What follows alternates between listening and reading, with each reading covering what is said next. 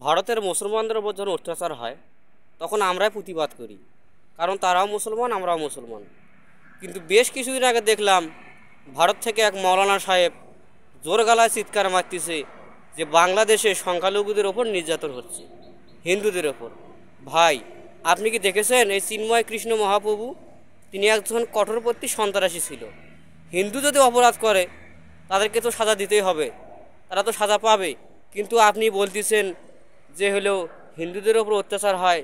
আপনি সামান্য কিছু ভোটের জন্যে বা ক্ষমতার জন্যে আপনি মুসলমানের বিরুদ্ধে গিয়ে বলতেছেন যে বাংলাদেশে মুসলমানদের হিন্দুদের ওপর অত্যাচার হচ্ছে।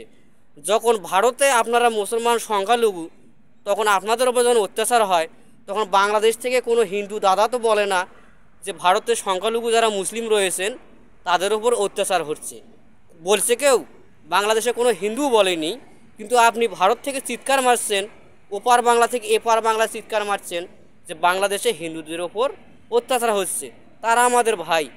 আপনি যে মিথ্যা কথা বললেন, আল্লাহ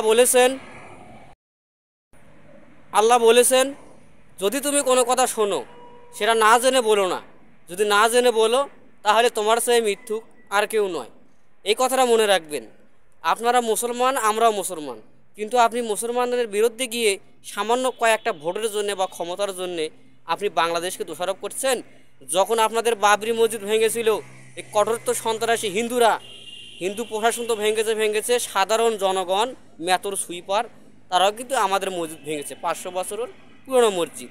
তখন আপনার এই স্বাভাব অনুভূতি কোথায় ছিল? আপনি যে বাংলাদেশের যে দুর্নাম করলেন, বদনাম করলেন, তখন আপনার এই স্বাভাব অনুভূতি, মন মানসিক কোথায় ছিল? দেখুন, আমরা জানি ভারতে যেরকম মুসলমানের উপর অত্যাচার হয় এরকম অত্যাচার কোথাও হয় না। শুধু আমরাই কথা বলি, কেননা আমরাও মুসলমান, আপনারাও মুসলমান, আপনারা আমাদের ভাই, আমাদের পরিচয় একটাই, সেটা মুসলিম। তাই আপনাদের পাশে আমরা আছি। আপনাদের ওখানে যদি যে অত্যাচারটা হয়, আমরা না যাই না কেন, কিন্তু আমরা মিডিয়ার মাধ্যমে, যে কোনো মাধ্যমে আমরা কথা বলি যে আমাদের ভাইদের ওপর অত্যাচার হচ্ছে, মসজিদ ভাঙতেছে।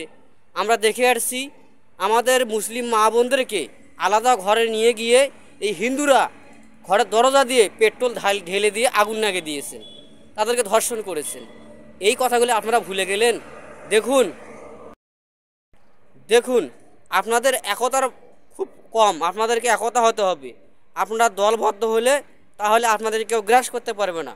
আপনাদের দেশে যত বাংলাভাষী মুসলমান রয়েছেন, বাংলায় কথা বলতে পারে, তাদেরকে একতা হতে হবে, আপনাদেরকেই রুখে দাঁড়াতে হবে। আপনাদের লড়াই আপনাদেরকেই করতে হবে, আপনাদের লড়াই কেউ করবে না। আপনারা যদি বাঁচতে চান, ভারতের যারা কঠোরবাদী হিন্দু রয়েছেন তাদেরকে ঠেকাতে আপনাদেরকে হাত শক্ত করতে হবে। কে হানাফি, কে আহলে হাদিস, হোক অন্য দল, কিন্তু আপনাদেরকে টিকে থাকতে হলে ভারতের হিন্দুদের সাথে লড়াই করতে হবে। দেখুন ভাই, আপনাদের ওপর আমাদের ভালোবাসা আছে, থাকবে, কারণ আপনারাও মুসলমান, আমরাও মুসলমান। যাই হোক, আমি আপনাদেরকে ভালোবাসি।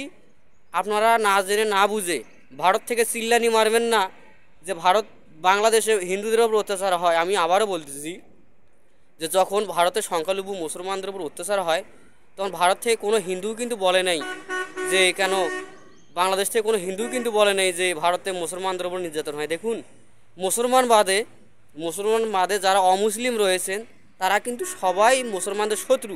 তাই শত্রুদের পক্ষ কোনোদিনও নেবেন না। যদি আপনাদের আখিরাতকে বাঁচাতে চান তাহলে আপনাকে সঠিকভাবে যারা মুসলমান রয়েছে ভালো ব্যবহার করতে হবে। আজকের মতো এই পর্যন্তই।